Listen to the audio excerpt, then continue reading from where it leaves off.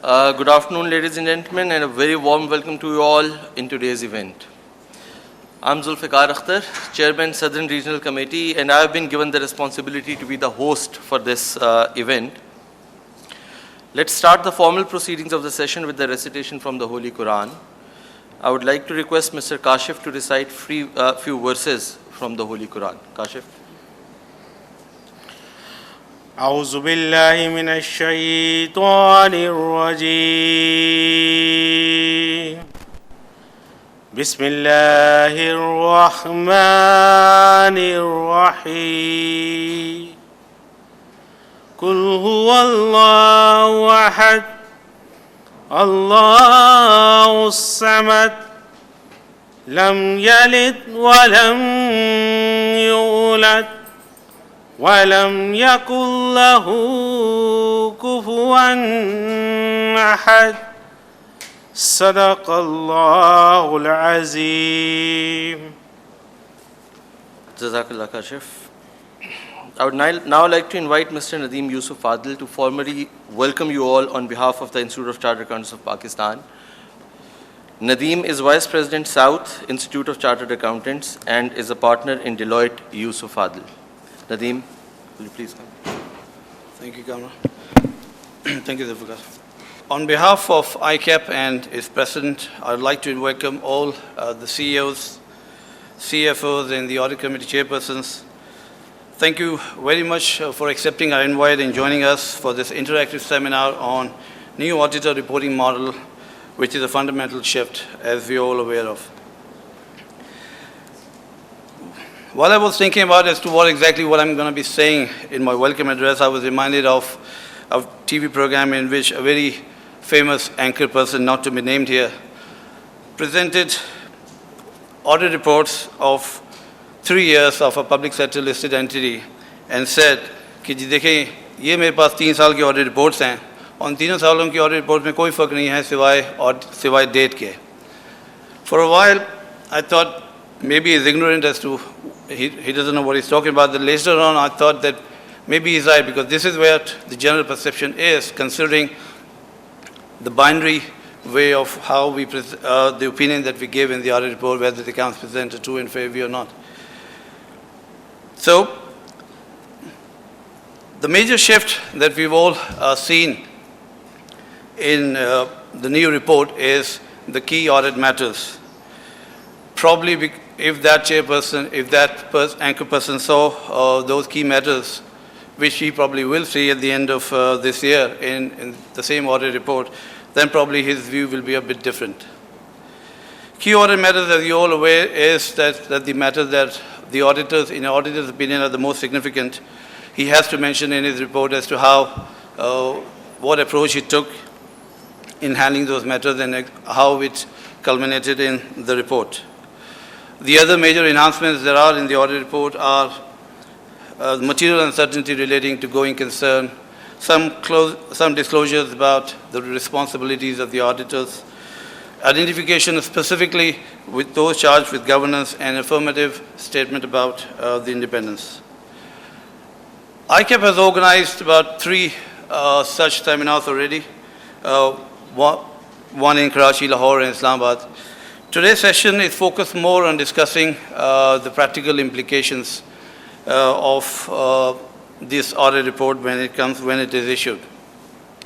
For that, we've requested, apart from the presentation that we have, we've requested Mr. Firoz Rizvi, who is the Chief Operating Officer of ICAP, who has spent most of his life sitting on the side of the table that you guys will be sit at, facing the auditor.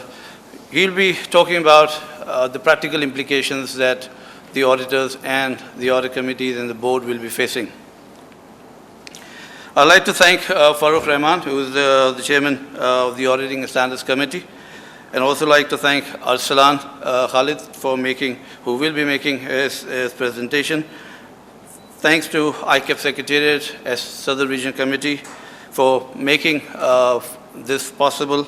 So I'd like you all to make this, I'd request you all to make this as interactive as possible, because this probably is our final chance of discussing all the practical implications and the challenges that we will be facing.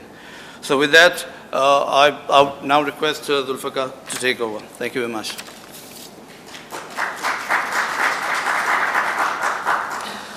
Thank you, Nadeem, for the formal welcome address. Ladies and gentlemen, as Nadeem also mentioned, the aim of today's session is to familiarize ourselves with the key features of the changes in the auditor's reporting model. The session has been designed to have a presentation about the new auditor's model.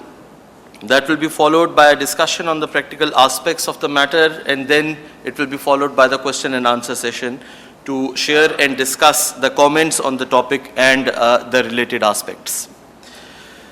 The new auditor's reporting model shall be presented by my colleague, member of the Southern Regional Committee, Mr. Arsalan Khalid. Arsalan is a practicing chartered accountant and a partner in Ernst & Young, Ford Road, Siddharth Haider. The practical aspects shall be shared by Mr. Feroz Rizvi, who is the Secretary and Chief Operating Officer of the Institute. And the question and answer session shall be conducted by Mr. Farooq Rahman, who is Chairman of the Auditing Standards Committee of the Institute. After the Q&A session, Hafiz Muhammad Yusuf Saab, the President of the Institute of Chartered Accountants of Pakistan, shall conclude today's session with his closing address.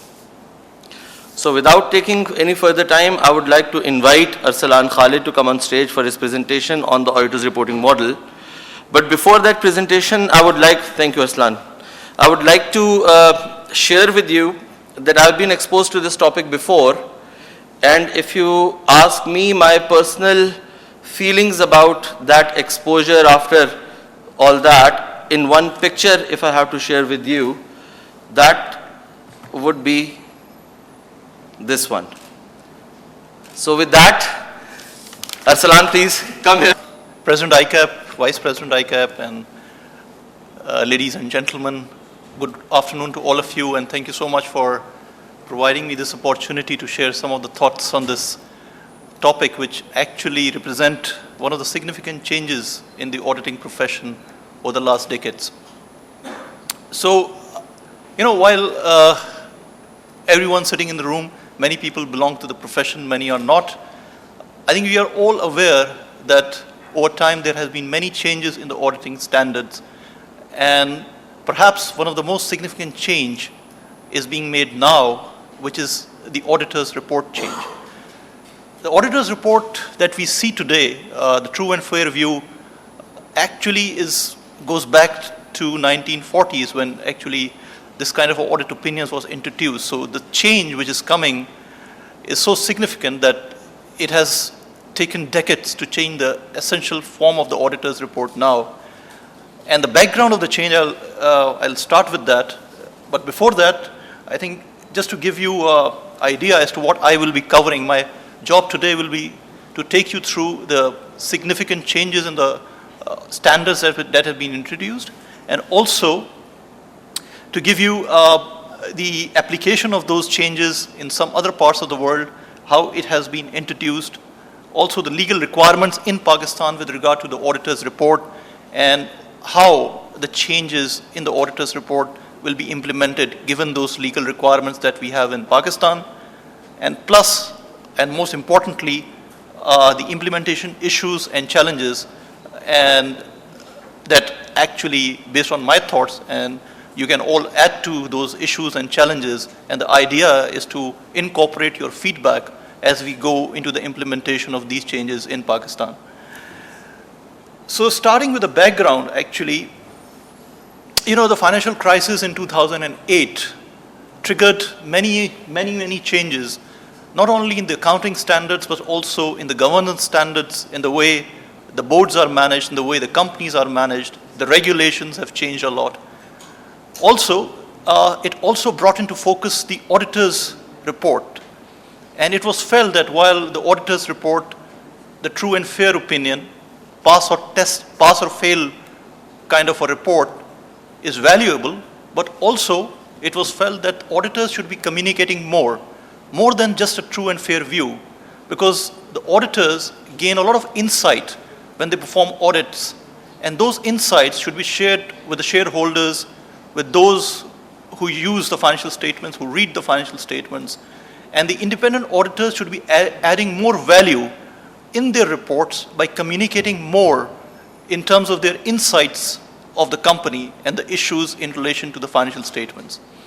So that was the broad feeling across various communities of stakeholders, regulators, users of financial statement, analysts, and various interest groups. As a result, so ISB, International Auditing Assurance Standard Board, made a lot of changes in the way the auditor's reports are made. And those changes were finally issued in January 2015, when the ISB issued a revised set of auditing standards on audit reports only. So what is being changed is the standards relating to the audit reporting, auditors' communication with the shareholders in terms of their report. Those standards actually provide the centerpiece of those amendments is the key audit matters.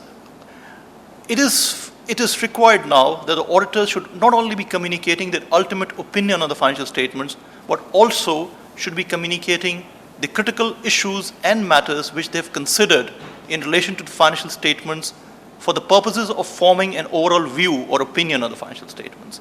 So the process which led to the ultimate opinion is also important.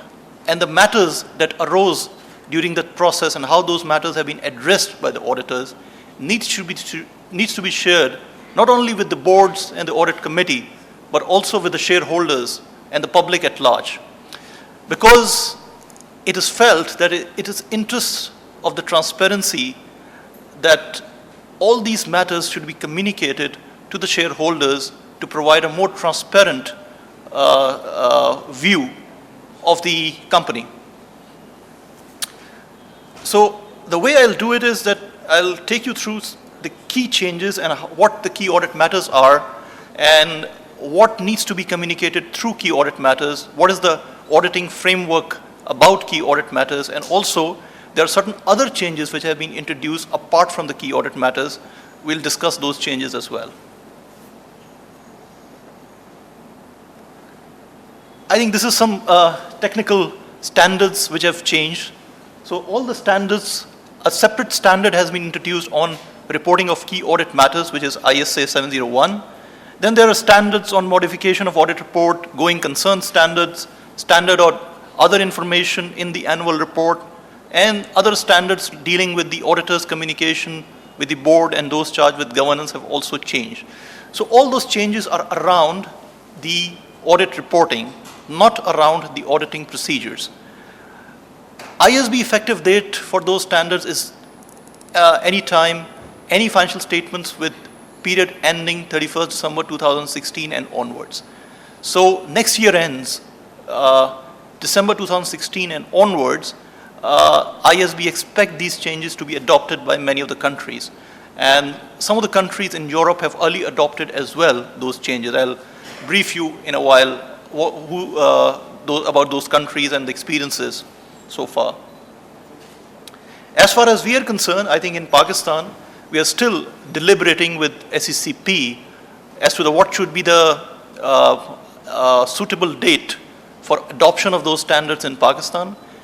And the purpose of this seminar as well is to lead us towards a direction where we can get to a smooth date of transition and implementation of this standard, so that we can, through these discussions and forums, we want to generate thoughts and we want to generate issues which actually will eventually be faced when we go and implement these standards in December 2016 or beyond that. So what is key audit matter? A key audit matter in the standard has been defined as those matters that in the auditor's judgment were of more significance in the audit of financial statements. In the auditor's judgment were of most significant in the audit of financial statements. Now that is a kind of a very principle-based definition, which says that auditors, while they consider many of the matters when they audit the financial statements, some of the matters are so significant that which take most of the time of the auditing and which take most of the attention of the auditors as well as the boards and the audit committees. So those matters should be communicated as